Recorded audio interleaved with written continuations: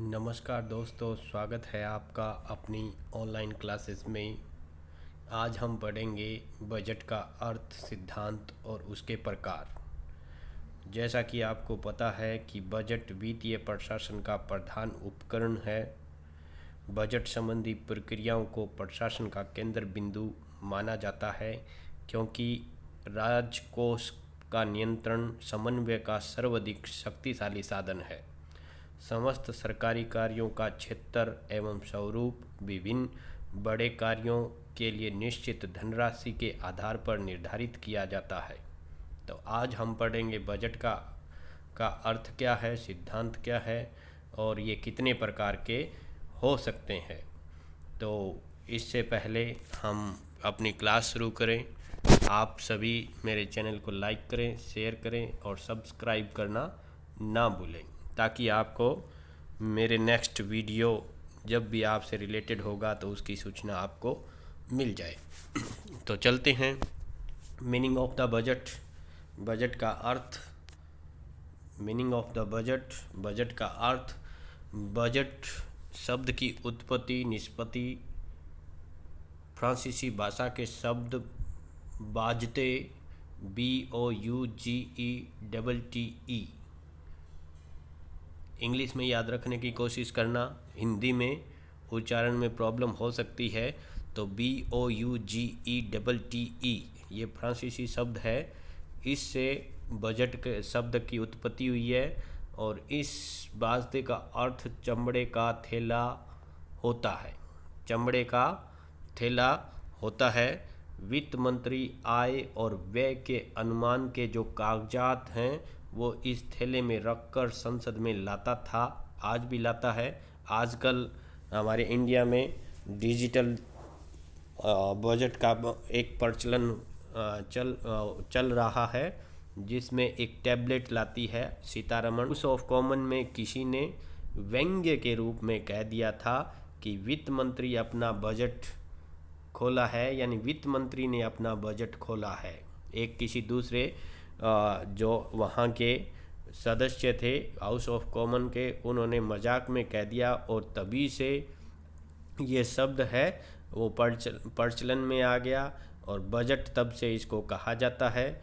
हालांकि हमारे जो संविधान है उसके आर्टिकल 112 में इसके बारे में बताया गया है, तो उसमें बजट शब्द का यूज नहीं किया गया है, बल्कि आय व्यय का लेखा ऐसा उसमें कहा गया है। तब से सरकार आय व्यय के लिए इस शब्द का प्रयोग सरकार के द्वारा किया जाने लग गया है।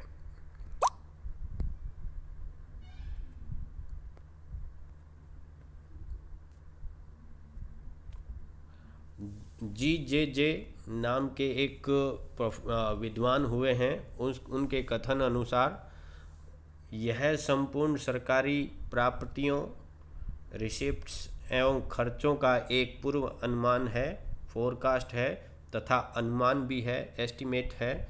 यह कुछ प्राप्तियों का संग्रह करके तथा कुछ व्यय करके करने का एक आदेश है। यानी ये कुछ प्राप्तियां है एक तरह से, जो कहाँ से प्राप्त की जाएगी उसका अनुमान है, फोरकास्ट है, और उसका बाद में अनुमान भी है, एस्टिमेट भी है।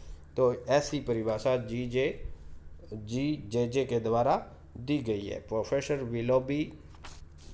विलोबी के मतानुसार बजट सरकारी आय व्यय का अनुमान तथा एक प्रस्ताव है, यानी एक प्रस्ताव भी है और आय व्यय का, यानी कि हर सरकार को एक वर्ष के लिए अपने जो आय और व्यय, यानी कितना सरकार को प्राप्त होने वाला है और सरकार है उस प्राप्ति को कहाँ कहाँ पर इन्वेस्टमेंट करने वाली है, व्यय करने वाली है, उसका जो लेखा जोखा प्रस्तुत करती है संसद में, यानी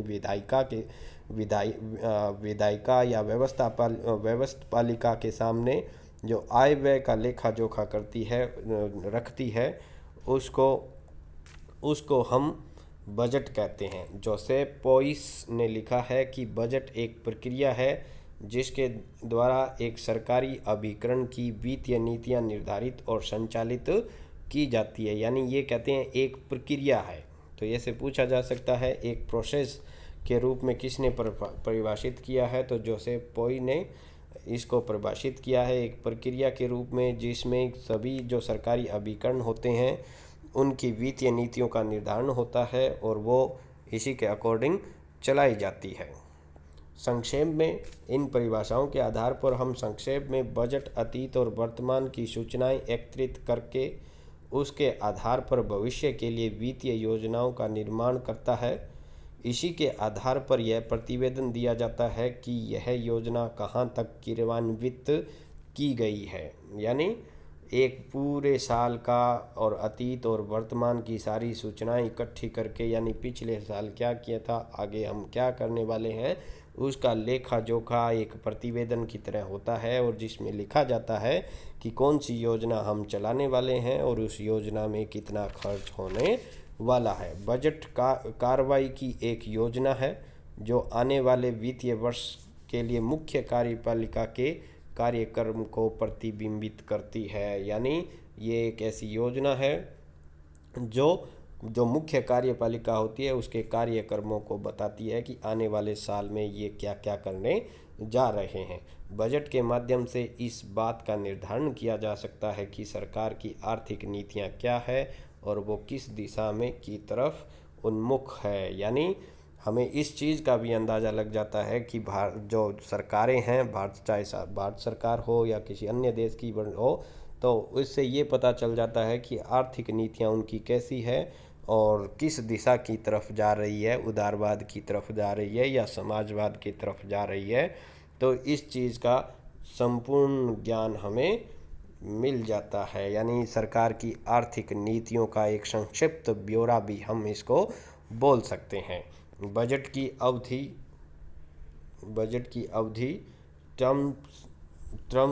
टर्म ऑफ बजट, यानी बजट कितने वर्ष का होना चाहिए, इसको लेकर दो तरह के सिद्धांत चलते हैं। एक होता है एक वर्ष का, इसको हम एक वर्ष का बोल सकते हैं। दूसरा हम इसको दीर्घकाल का बोल सकते हैं, दीर्घकालिक बोल सकते हैं। एक अल्पकालिक भी इसको बोला जा सकता है। यानी तीन तरह के बजट होते हैं, दीर्घकालीन, अल्पकालीन और या फिर एक वर्ष का भी इसको बोल सकते हैं। कई बार एक वर्ष को भी कुछ विद्वान हैं वो अल्पकालीन बोल देते हैं। तो बजट की तैयारी का आधार वित्तीय वर्ष होता है। यानी कि बजट है वो एक वित्तीय वर्ष के लिए बनाया जाता है। कई बार इसको कई वित्तीय वर्षों के लिए भी बनाया जा सकता है, लेकिन साधारणतः यही देखा जाता है कि हर एक देश का बजट एक वित्तीय वर्ष के लिए होता है। अब वित्तीय वर्ष हर देश के अलग अलग होते हैं। जैसे एक वित्तीय वर्ष होता है और बजट का प्रारंभ होने की तिथि प्रत्येक देश में अलग अलग होती है। यानी जिस देश का वित्तीय वर्ष जिस तरह से होगा उसी तरह बजट प्रारंभ होगा। जैसे भारत, इंग्लैंड और अनेक राष्ट्रमंडल देशों में वित्तीय वर्ष 1 अप्रैल से प्रारंभ होता है और 31 मार्च तक चलता है। आजकल इसमें कुछ परिवर्तन इंडिया में कर दिया गया है, लेकिन हम अभी इसे यही मान के चलते हैं 1 अप्रैल से 31 मार्च तक हम वित्तीय वर्ष मान के चलते हैं। स्वतंत्रता प्राप्ति से लेकर 1990 तक हमारे देश के सभी वित्त मंत्रियों ने नियमित रूप से 28 फरवरी को बजट पेश किया, लेकिन 1991 में चंद्रशेखर के प्रधानमंत्रित्व काल में वहाँ के जो विदेश वित्त मंत्री थे यशवंत सिन्हा, जिनका काफ़ी नाम है, चंद्रशेखर की सरकार थी और वित्त मंत्री यशवंत सिन्हा थे, ने नियमित बजट पेश करने के स्थान पर अंतरिम बजट, ये भी एक बजट का प्रकार आप मान सकते हो, अंतरिम बजट में लेखा अनुदान मांगे भेजी, जिसे संसद ने पास भी कर दिया। लेखा अनुदान मांगे यानी कि उन्होंने पूरा बजट पेश नहीं किया बल्कि कुछ मांगे उन्होंने रखी और उसमें संसद ने उसको पास भी कर दिया। तो ये तो था ब्रिटेन और इंग्लैंड का और भारत की व्यवस्था 1 अप्रैल से 31 मार्च वाली। अब हम देखते हैं संयुक्त राज्य अमेरिका और इटली, स्वीडन जैसे देशों में यह 1 जुलाई से 30 जून तक चलता है। 1 जुलाई से 30 जून तक चलता है, जबकि फ्रांस में और उस जैसे अन्य देशों में ये 1 जनवरी से 31 दिसंबर यानी जो कैलेंडर ईयर होता है उसके अकॉर्डिंग भी चलता है। तो सामान्यतः बजट का समय 1 वर्ष से कम या अधिक हो सकता है, लेकिन बहुत सारे देशों में 1 वर्ष ही इसको रखा गया है। अधिक समय वाले बजट को हम दीर्घकालीन बजट कहते हैं। सरकारी बजट 1 वर्ष के लिए बनाए जाते हैं। ऐसा करने से व्यवस्थिका जो होती है, संसद होती है, वो सरकार की जो क्रियाओं पर निकट का नियंत्रण रख सकती है यदि 1 वर्ष का होगा। लेकिन दीर्घकालीन बजट में ऐसा नहीं किया जा सकता, और यह भी कहा जाता है कि यह जब तक दीर्घकालीन आवश्यकताओं पर विचार नहीं किया जाए तब तक 1 वर्ष की आवश्यकता का सही अनुमान नहीं लगाया जा सकता। यानी ये भी मांग की जाती है कि दीर्घकालीन आवश्यकताओं का हमें पता होना चाहिए ताकि लॉन्ग टर्म की पॉलिसी अपनाई जा सके। जैसे पहले हमारे पंचवर्षीय योजना थी, उसको अब बढ़ाकर मोदी है वो 7 वर्ष का प्लान लेके आए थे। इन्होंने कहा था 2014 में और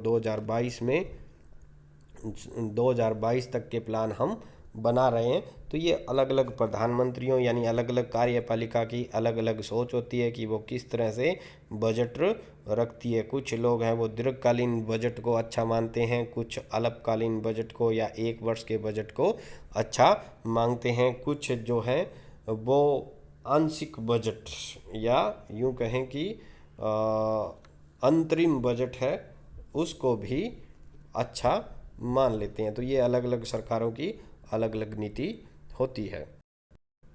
तो हम अपने देश की बात करें, जैसे 1 फरवरी को हमारे जो वित्त मंत्री है सीतारमन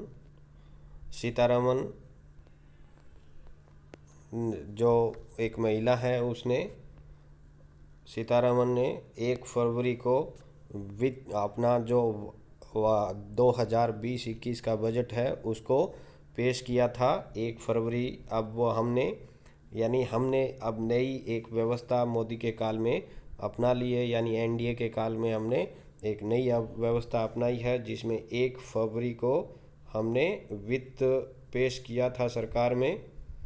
और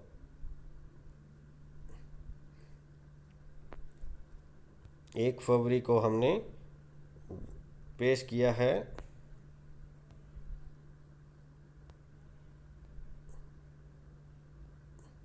1 फरवरी। और ये हमारा कोविड के चलते ये हमारा पेपरलेस था। पेपरलेस बोल दें, डिजिटल बोल दें, पेपरलेस हमने बजट पेश किया था। यानी सीतारमन ने एक जो नोट पैड की तरह एक डिवाइस लेके गैजेट लेके आए थे, उससे इसको पूरे संसद में स्क्रीन पे चला के लोगों को दिखाया था। यानी वो किसी तरह का बैग में फाइलें लेके नहीं आई थी, बल्कि एक गैजेट के माध्यम से पेपरलेस बजट पेश किया गया। याद रखें 1 फरवरी को मैं बार बार इसको सर्कल कर रहा हूँ क्योंकि हमारे देश की ये अब नई व्यवस्था है। तो बजट के प्रकार, टाइप्स ऑफ बजट कितने प्रकार के होते हैं, तो हम साधारणतः व्यापक रूप से हम 4 आधारों पर बजट को बांट सकते हैं। यानी जब हम टाइप ऑफ प्रकार पढ़ते हैं तो इसके कई विभिन्न रूप हो सकते हैं, जिसका आधार उसमें निहित प्राप्तियों एवं खर्चों के वर्गीकरण के विभिन्न आधार हैं। व्यापक रूप से बजटों को हम 4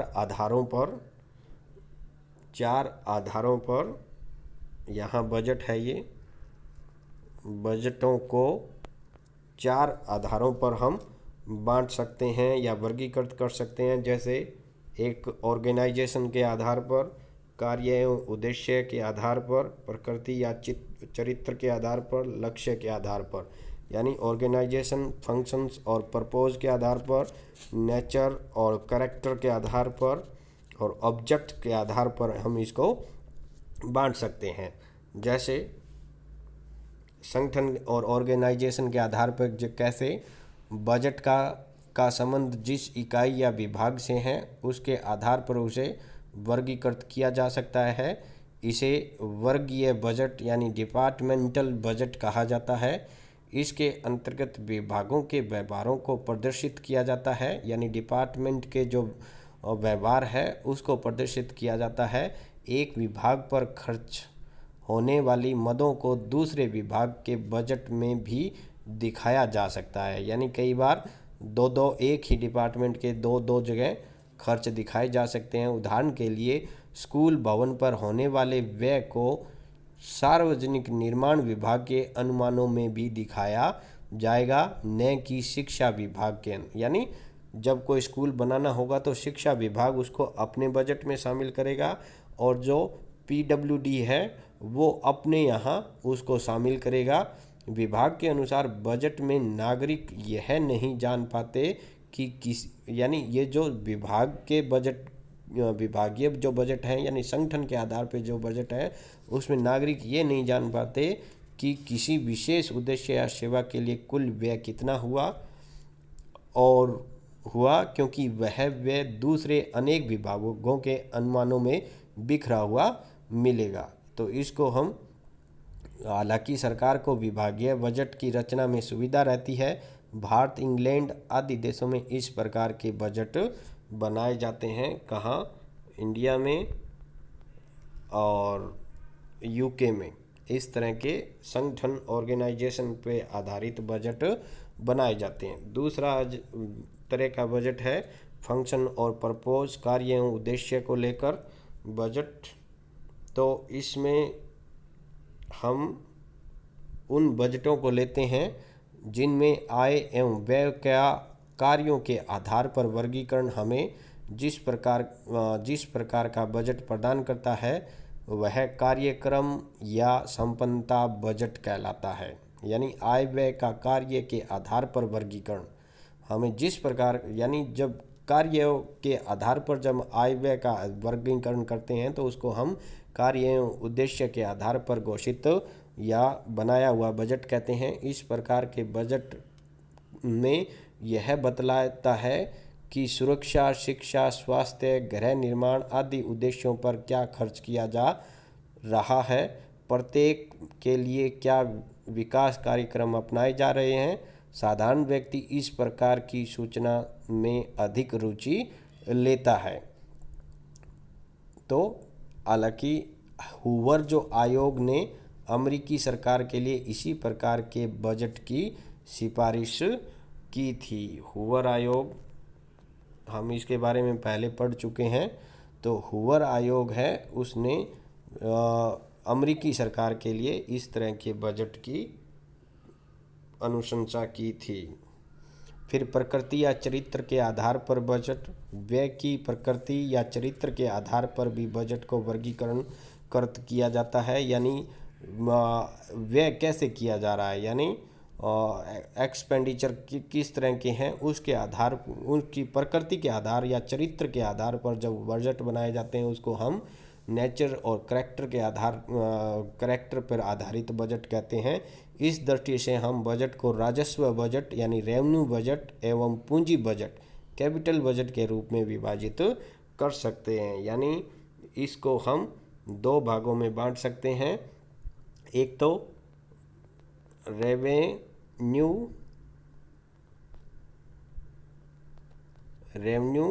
बजट और दूसरा हम इसको कैपिटल बजट, यानी इसके हम दो पार्ट और कर सकते हैं, रेवेन्यू बजट और कैपिटल बजट। कई बार पूछ लिया जाता है रेवेन्यू बजट और कैपिटल बजट किससे संबंधित है, तो ये प्रकृति एवं चरित्र पर आधारित जो बजट है उस पर और उसके दो सब पार्ट होते हैं। फिर लक्ष्य के आधार पर बजट, कई बार लक्ष्य के आधार पर भी बजट का निर्माण किया जाता है। अंत में बजट को व्यय के उद्देश्यों के आधार पर भी वर्गीकृत किया जा सकता है। विभिन्न प्रकार की वस्तुओं और सेवाओं जैसे वेतन, मजदूरी, साधन और पूर्ति, भूमि तथा भवन आदि इस प्रकार के उद्देश्य के उदाहरण हैं। व्यवहार में केवल कुछ बजट ही ऐसे होते हैं जो इनमें से किसी एक आधार पर आश्रित होते हैं। किसी एक आधार पर बना हुआ बजट व्यावहारिक उद्देश्यों के लिए पर्याप्त उपयोगी नहीं होता है। अतः प्राय प्रत्येक बजट है वो मिश्रित प्रकार के होते हैं, यानी संगठन के आधार पर भी बनाए जाते हैं, कार्यों और उद्देश्यों के आधार पर भी बनाए जाते हैं, प्रकृति और चरित्र के आधार पर भी बनाए जाते हैं, और लक्ष्य और ऑब्जेक्ट्स के आधार पर भी ऐसे बजट हैं वो बनाए जाते हैं। एक और इसका तरीका है, बजट के प्रकार वर्गीकृत करने का एक अन्य तरीका है, जिसके अनुसार हम इसको 3 भागों में बांट सकते हैं। पहले 4 थे, अब हम 3 भागों में इसको बांट सकते हैं। व्यवस्थापिका प्रकार का, लेजिस्लेटिव टाइप, कार्यपालिका प्रकार का, एग्जीक्यूटिव टाइप, और मंडल या आयोग प्रकार का यानी बोर्ड या कमीशन टाइप का इसको हम रख सकते हैं। तो पहले देखते हैं व्यवस्थापिका प्रकार का, लेजिस्लेटिव टाइप का। इस प्रकार के बजट को कार्यपालिका की प्रार्थना पर व्यवस्थापिका की एक समिति द्वारा तैयार किया जाता है। यानी जब व्यवस्थापिका लेजिस्लेटिव की कोई एक कमेटी तैयार करती है तो उसको हम व्यवस्थापिका पर टाइप का बजट कहते हैं। व्यवस्थापिका बजट को तैयार करती है और उस पर अपनी स्वीकृति देती है, इसलिए उसका महत्व कार्यपालिका की अपेक्षा बढ़ जाता है। आलोचकों का कहना है कि व्यवस्थापिका यह कार्य करने में सक्षम नहीं होती है। विभिन्न विभागों की आवश्यकताओं की जानकारी पूरी तरह से कार्यपालिका को ही हो सकती है। सामान्यतः इस प्रकार के बजट तैयार नहीं किए जाते हैं। अब हम दूसरे बजट कार्यपालिका प्रकार का एग्जीक्यूटिव टाइप का बजट देखते हैं। इस प्रणाली के अंतर्गत कार्यपालिका बजट को तैयार करती है और वह व्यवस्थापिका की स्वीकृति प्राप्त कर इसको क्रियान्वित करती है, यानी इसको एग्जीक्यूट करती है। इस प्रकार के बजट प्राय सामान्य रूप से प्राप्त होते हैं, यानी ये हर एक देश में ऐसे ही बजट होते हैं, क्योंकि व्यवस्थापिका को इतना ज़्यादा विभागों के बारे में नॉलेज नहीं होता या उनकी आवश्यकताओं के बारे में नॉलेज नहीं होता है। मंडल तथा आयोग प्रकार का यानी बोर्ड और कमीशन टाइप का, इस प्रकार की बजट की रचना एक आयोग या मंडल के द्वारा की जाती है, जिसके सदस्य या तो विशुद्ध रूप से प्रशासनिक अधिकारी होते हैं अथवा इसमें विधायी अधिकारियों को भी शामिल कर लिया जाता है। यानी या तो नौकरशाही से जुड़े हुए व्यक्ति होंगे या फिर कई बार विधायी अधिकारियों को, कुछ जो विधायिका के जो अधिकारी हैं उसको भी शामिल कर लिया जाता है। अमेरिका के कुछ राज्यों में ऐसे बजट बनाने की परंपरा रहती है। तो ये 3 टाइप, यानी पहले 4 और ये 3 टाइप के और बजट हो सकते हैं। तो पहले हम संगठन के आधार पे, मेन तो यही है, लेकिन एडिशनल तरीके से इनके ऐसे भी बजट को हम विभाजित कर सकते हैं, वर्गीकृत इनका कर सकते हैं। अब देखते हैं प्रिंसिपल ऑफ बजटिंग के, यानी बजट बनाने के क्या क्या सिद्धांत हो सकते हैं। तो इम्पोर्टेंट प्रिंसिपल ऑफ बजट 3 तरह के सिद्धांत हैं और उनके कुछ फिर सब सिद्धांत हैं, जैसे कार्यपालिका से संबंधित सिद्धांत, व्यवस्थापिका से संबंधित सिद्धांत और कुछ अन्य सिद्धांत।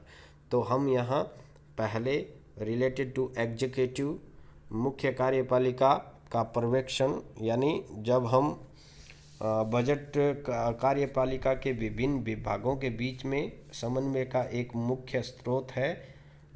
इसके द्वारा अपव्यय और पुनरावृत्ति को कम किया जाता है, यानी बार बार रिपीटिशन और को ख़त्म किया जाता है। बजट बनाते समय सरकार की नीतियां एवं कार्यक्रमों का मूल्यांकन हो जाता है और अनावश्यक क्रियाओं को समाप्त करने का आधार मिल जाता है। तो क्या है कार्यपालिका की दृष्टि से बजट को प्रभावशाली और उपयोगी बनाने के लिए जो सिद्धांत अपनाए जाते हैं उनको हम कुछ नीचे टॉपिक जो दिए हैं उसके आधार पर समझने की कोशिश करेंगे। पहला है मुख्य कार्यपालिका का पर्यवेक्षण। बजट एक प्रकार से मुख्य कार्यपालिका के कार्यक्रम की रूपरेखा है, यानी जो चीफ एग्जीक्यूटिव है उसी का एक भाग है या उसी का एक कार्यक्रम है। ऐसी स्थिति में यह अत्यंत आवश्यक है कि बजट पर मुख्य कार्यपालिका का सीधा पर्यवेक्षण होना चाहिए, सीधा नियंत्रण होना चाहिए। उसी की देख रेख में जो चीफ एग्जीक्यूटिव यानी कि जो मुख्य कार्यपालिका जिसमें प्रधानमंत्री और उसकी कैबिनेट आती है, उसका पीएम और उसकी जो कैबिनेट है वो आती है, उसका सीधा डायरेक्ट उसका पर्यवेक्षण होना चाहिए। दूसरा, कार्यपालिका की रेस्पॉन्सिबिलिटी, दायित्व, उत्तरदायित्व। तो जैसा कि आपको पता ही है कि कार्यपालिका के द्वारा बजट तैयार किया जाता है और वो ऐसा होना चाहिए जो कि व्यवस्थापिका के उद्देश्यों को पूरा करता हो और साथ ही साथ मितव्ययता का अनुपालन भी किया गया हो। यानी एक तो जो लेजिस्लेचर है उसके उद्देश्यों को पूरा करने वाला होना चाहिए और साथ ही साथ जो कार्यपालिका है उसके भी कार्यक्रमों को और मितव्ययता के साथ अनुपालन करने वाला होना चाहिए। आवश्यक सूचना, इम्पोर्टेंट इंफॉर्मेशन, बजट बनाते समय जो अनुमान बनाए जाए यदि उन्हें व्यवस्थापिका में प्रस्तुत कर क्रियान्वित किया जाए तो यह आवश्यक होता है। यानी आप जिस आधार पर बजट बना रहे हो तो उससे रिलेटेड आवश्यक सूचना आपके पास इंफॉर्मेशन यानी प्रतिवेदन होने चाहिए। यानी जो डिमांड है वो आपके पास प्रत्येक डिपार्टमेंट से आई हुई होनी चाहिए। यानी कल को आप व्यवस्थापिका यानी संसद में आप जब वाद विवाद करते हो तो आपके पास बेस होना चाहिए कि आपने ये किस तरह से इसका निर्माण किया है, कौन कौन सी मांगे थी जो आपको पूरी करनी है और कहाँ कहाँ आपको आय प्राप्त हो सकती है। आवश्यक प्रसाधन, यानी जो बजट की तैयारी और क्रियान्विति का उत्तरदायित्व तो मुख्य रूप से कार्यपालिका पे होता है और उसको पूरा करने के लिए आवश्यक है कि मुख्य कार्यपालिका के पास पर्याप्त प्रशासनिक उपकरण और साधन होने चाहिए। यानी अधिकारी वर्ग की व्यवस्था होनी चाहिए और पूरे संसाधन होने चाहिए ताकि आप रिकॉर्ड है वो आराम से आपको मिल सके। आपकी पहुंच है वो छोटे से छोटे डिपार्टमेंट तक होनी चाहिए ताकि उसकी डिमांड आपको प्राप्त हो सके। सब विवेक के लिए अवसर होना चाहिए। यानी बजट के अनुमान मोटे तौर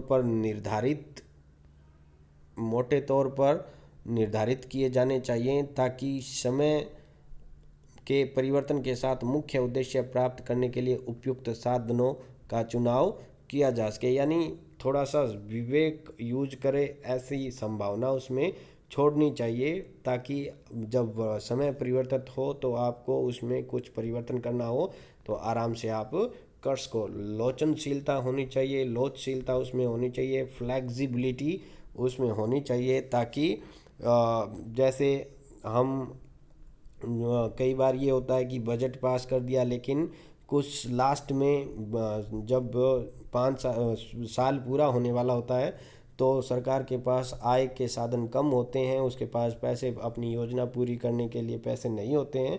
तो ऐसे में आप पूरक अनुदान प्राप्त करने के लिए भी प्रयासरत हो और वो आपको मिल भी जाने चाहिए। यानी संसद के द्वारा आपको पूरक अनुदान मिले, इसके लिए भी उसमें लोचशीलता होनी चाहिए। एक सहकारी प्रयास होना चाहिए। यानी बजट में कुशलता के साथ साथ सभी विभागों तथा उप विभागों का सक्रिय सहयोग भी आपको प्राप्त होना चाहिए। यानी मिला जुला प्रयास होना चाहिए, किसी एक ही डिपार्टमेंट के द्वारा ऐसा काम नहीं करना चाहिए, मल्टी डिपार्टमेंट के द्वारा ऐसा किया जाना जरूरी है।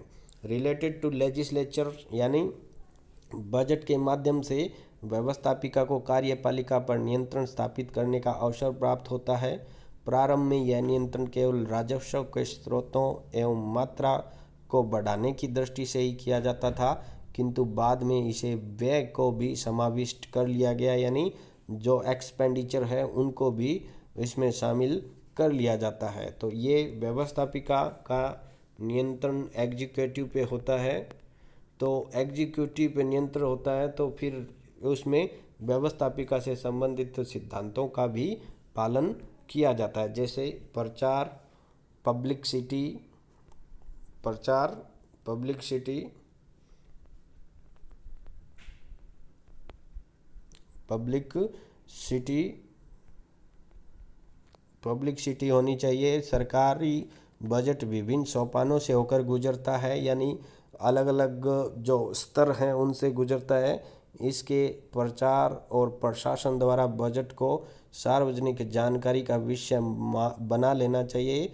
बजट पर विचार विमर्श करते समय व्यवस्थापिका के गुप्त अधिवेशनों की आवश्यकता नहीं होती है, यानी सारे जो विचार विमर्श के जो सेशन है वो जनता को स्पष्ट दिखाई देने चाहिए। इसीलिए हमारे यहाँ राज्यसभा टीवी और लोकसभा टीवी पर बजट का सीधा प्रसारण होता है, ताकि बजट का पूरी पब्लिसिटी हो सके। स्पष्टता, क्लियरिटी,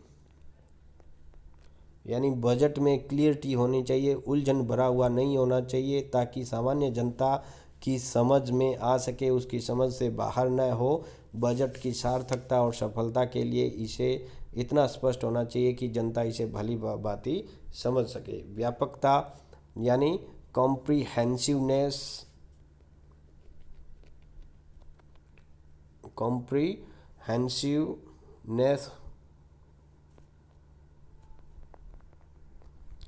यानी कि बजट के अंतर्गत समस्त सरकारी कार्यक्रमों पर प्रकाश डालते हुए व्यय और राजस्व को पूर्ण रूप से स्पष्ट किया जाना चाहिए। यानी रेवेन्यू को और एक्सपेंडिचर है उनको आपको स्पष्ट कर देना चाहिए। बजट को देखने पर स्पष्ट रूप से ये ज्ञात होना चाहिए कि सरकार कौन कौन से नए कर लगा रही है और किन किन जो मद है उन पर सरकार द्वारा व्यय, यानी कौन कौन सी चीज़ों पे व्यय कर रही है, कौन कौन सी चीज़ों पर सरकार है वो कर लगा रही है। ये उसमें व्यापकता होनी चाहिए, निश्चितता होनी चाहिए और नियतकालीनता, पीरियडिकसिटी, यानी बजट द्वारा सरकार को नियोजित तथा व्यय करने का जो अधिकार दिया जाए वह एक निश्चित समय के लिए होना चाहिए। यानी एक समय टाइम लिमिट होनी चाहिए उसमें, यानी जो आपको जितना खर्च करना है उतना उसमें उतने समय में आपको खर्च करना है, उतनी जितना आपको प्राप्त करना है वो आपको प्राप्त करने की एक टाइम बाउंडेशन होनी चाहिए। निश्चितता, एक्यूरेसी होनी चाहिए। बजट के विभिन्न मदों तथा अनुमान यथासंभव निश्चित एवं परिशुद्ध होने चाहिए। बजट के अनुमान प्राप्त सूचनाओं पर आधारित हो, ठीक हो, व्यवस्थित हो और मूल्यांकन करने की दृष्टि से उपयुक्त होने चाहिए। तो ये कुछ सिद्धांत है जो लेजिस्लेचर से संबंधित हैं। कुछ अन्य भी हैं, जैसे बजट है वो संतुलित होना चाहिए। इसका मतलब ये है कि आय और व्यय जो है वो राजस्व से अधिक नहीं होनी चाहिए, यानी न तो व्यय ज़्यादा होना चाहिए, एक्सपेंडिचर ज़्यादा होनी चाहिए, और न ही आपकी जो इनकम है वो ज़्यादा होनी चाहिए। दोनों में संतुलन होना चाहिए। यद्यपि सरकारी वित्त में अधिक लोचशीलता होती है, क्योंकि अतिरिक्त व्यय को पूरा करने के लिए आवश्यक धन का प्रबंध किया जा सकता है, तथापि इसकी भी एक सीमा होती है, यानी एक सीमा से ज़्यादा दोनों में डिफरेंस नहीं होना चाहिए। इसको हम एक संतुलित बजट कह सकते हैं, संतुलित बजट इसको कहा जा सकता है। किंतु जब व्यय राजस्व की अपेक्षा कम है तो उसे आधिक्य, यानी जब व्यय एक्सपेंडिचर राजस्व और रेवेन्यू से कम है तो उसको हम बजट सरप्लस बजट भी कह सकते हैं। तो और कई बार ये होता है कि व्यय है अनुमानित राजस्व से अधिक होता है, एक्सपेंडिचर है वो रेवेन्यू से अधिक होता है, तो उसको हम फिर घाटे का बजट कहते हैं।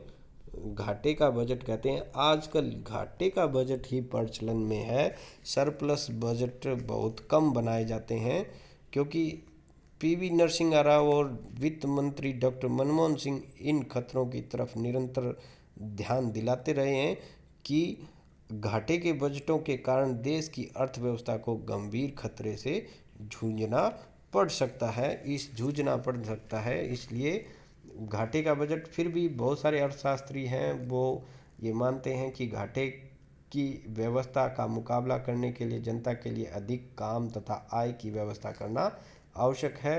राज्य ऐसा तभी कर सकता है जब वह सार्वजनिक कार्यों पर सरकारी व्यय की वृद्धि करे, यानी व्यय ज़्यादा होने चाहिए तो घाटे का बजट। फिर दूसरा है मिश्रित बजट, यानी स्वस्थ बजट का एक दूसरा सिद्धांत यह है कि वह विशुद्ध न होकर मिश्रित होना चाहिए, अर्थात जो प्राप्तियां हैं और जो व्यय है दोनों में सभी लेन देन पूरी तरह से दिखाए जाने चाहिए, न कि केवल उनकी विशुद्ध स्थिति को ही दिखाया जाए। यानी उदाहरण के लिए यदि एक विभाग में व्यय का अनुमान 4 लाख रुपए है और आय का अनुमान 2 लाख रुपए है, यदि वह विशुद्ध बजट की रचना करे तो व्यवस्थापिका से केवल 2 लाख रुपए का ही अनुदान चाहेगा और इस प्रकार वह व्यवस्थापिका को अपने आधे व्यय पर नियंत्रण रखने से वंचित कर देगा। यानी किसी को 4 लाख की ज़रूरत है तो और उसका आय है वो 2 लाख है, तो फिर उसको 2 लाख का ही बजट बनाना चाहिए ताकि वो अब जो व्यवस्थापिका है उसको उसे 2 लाख रुपए अपने इन्वेस्ट करने हैं उनको वो बचा के रख सकती है, उस पर फिर व्यवस्थापिका का नियंत्रण नहीं रहता है। बजट के 2 भाग हैं, यानी कई बार बजट के 2 भाग, 2 parts of the budget. Gross मिश्रित बजट थी वो ग्रॉस बजटिंग कहते हैं और बैलेंस बजट संतुलित बजट कहलाता है। 2 पार्ट्स ऑफ बजट, बजट के 2 भागों में विभाजित कर दिया जाता है। एक भाग में चालू व्यय और करंट जो व्यय है उनको दिखाया जाता है और आय करंट आय होती है, और दूसरे में पूंजीगत भुगतान और प्राप्तियां होती है। यानी जो दूसरे पार्ट होता है उसमें जो देनदारी होती है सरकार की, यानी जो पहले किसी से लोन लिया है, ऋण लिया है सरकार ने, उसको चुकाना होता है, उसको रखते हैं, और जो उसको प्राप्त होना है आय जो है उसको रखा जाता है। तो ये प्रथम भाग राजस्व बजट कहलाता है, दूसरा भाग पूंजीगत बजट कहलाता है। पहला भाग इसमें राजस्व बजट कहलाता है और दूसरा भाग है वो